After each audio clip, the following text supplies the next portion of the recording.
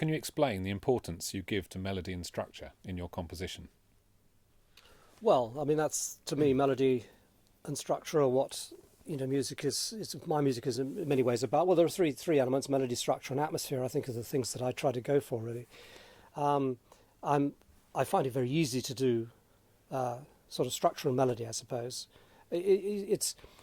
I like to play with structure. I don't really. I always one problem I always had slightly with the standard pop song in a way is the fact that you have verse choruses and you tend to do everything the same way. In fact, a lot of modern music often has the same chords in the chorus as they do in the verse, which, I mean, for me, the fun is being able to develop chord sequences and then to come back to it and do it slightly differently next time around and embellish it, which is much more a classical thing. So in the classical world, I'm able to do that to a much greater degree. And I think in early days of Genesis, we were quite happy to not repeat as well, which is something I really used to enjoy. Having said that, I do love a good pop song, and so that I don't mind that repetition, but I still like to try and bring it back to something slightly different.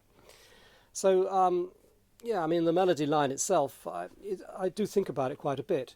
Another problem I have with a lot of sort of pop music over the years, I suppose, is where the melody line itself is not particularly important. It's sort of like it carries the lyric and it sort of does the obvious thing on top of the basis it's got. It's a certain kind of singing that does that, which is probably more popular than anything else.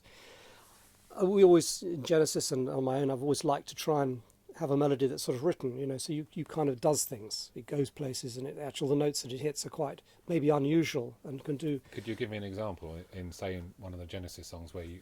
Well, I think, for example, one we worked on quite a long time was that opening melody on Musical Box, first verse part. We had the basis was something that Mike had written a long time before, really, and we'd used it as an instrumental piece before that.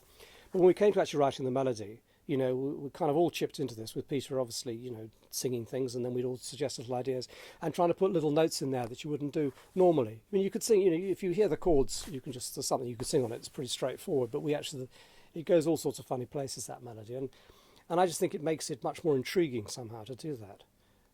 You don't have to do that every time. Obviously, there are hundreds of examples where we haven't done that, and I've had slightly the opposite in some cases. For example, when we did The Lamb That's Down on Broadway, the first piece, which was the song title track, which was something Peter and I wrote together, the basis of it, and then when Pete did the vocals on it, I thought it was a little bit unadventurous. But actually, I think it works really well because it sort of seems to really, work with the whole feel of the thing. But in a way, I was looking for a more complicated melody than that because I always do, and but I was given my chance on other pieces on that, so I didn't really mind too much about that.